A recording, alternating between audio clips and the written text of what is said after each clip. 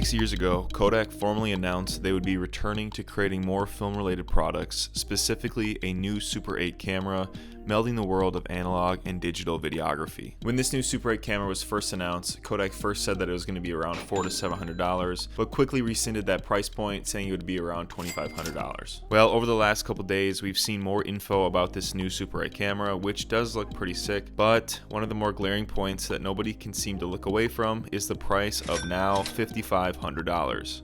So before we talk more about the price point and if it really is worth it, let's talk first about the camera.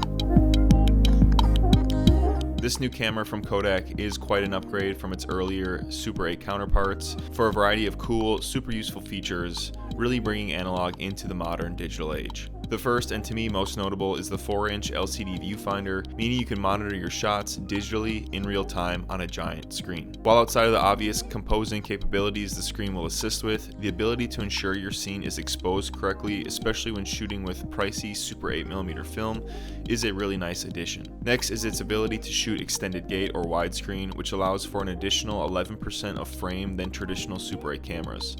This allows for much easier integration with other modern media capture formats, which is some big brain shit from Kodak. Next, and one of my other favorite things, is that it actually has onboard audio. You're able to throw in an SD card and even mount a variety of different mics to capture audio, which will have crystal sync at 24 frames per second and can be monitored on the LCD screen. Obviously, with old Super 8mm cameras, most of them you'd have to capture audio on a separate audio device, so melding the two together is really nice. The camera also comes equipped with a detachable wide-angle 6mm C-mount lens, which offers a wide range of creative choices for lenses and filmmakers at any level. From newer C-mount prime lenses to vintage lenses, you have a good amount of variety to play with. It also has an internal rechargeable battery, which is pretty cool, but has micro USB charging, which is uncool. Kodak also initially wanted to offer a develop and scan service where they would sync up the digital audio with the said film, which I'm not sure if that's still their plan, but I would imagine so.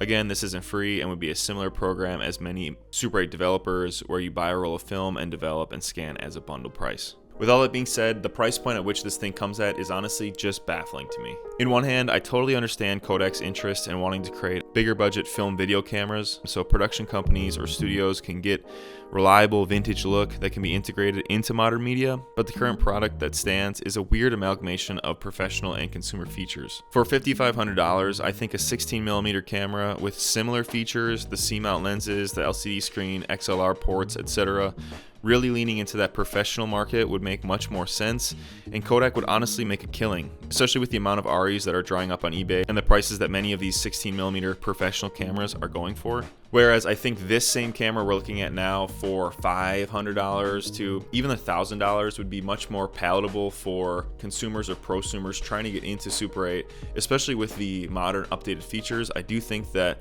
there would be a good amount of people that would be interested, but with the current price, I think it's a bit too high for many people to get their hands on, especially considering you can get a Super 8 for like $30 at a thrift shop, or even find a really good, reliable camera model on eBay for a couple hundred.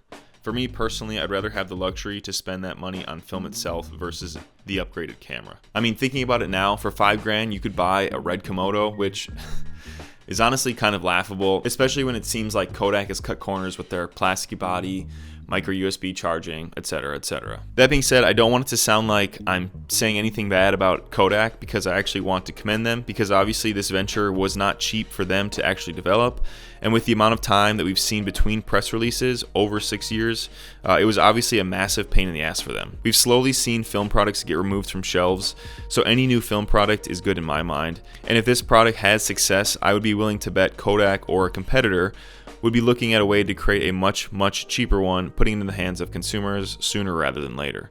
So what do you guys think of Kodak's new camera and its hefty price point? I'm interested to hear down in the comments what you think of where this camera will kind of lie and if it will find success in today's current market. Personally, I think it's a bit of a price-hiked, daddy's money hipster camera, which many of us consumers and prosumers won't really be able to justify purchasing or even renting with that current price. I just see it being used mostly for big budget commercial work, especially by bigger studios that want to ensure some consistency with this new camera versus one of the older vintage cameras. With that being said, I am stoked to see what Kodak will do with this and what people can do with this camera, and then eventually what new cameras will get out of it, hopefully at a more affordable price, hopefully to continue to encourage this use of film videography in today's current era. Ideally, this camera should pave the way for new consumer cameras to come along the way, and that this is the cornerstone for Kodak getting back into creating cameras and film cameras. Otherwise, I want to thank you guys so much for watching. Let me know down in the comments what your thoughts are on this camera. And until the next video, stay safe, stay shooting. Peace out, guys.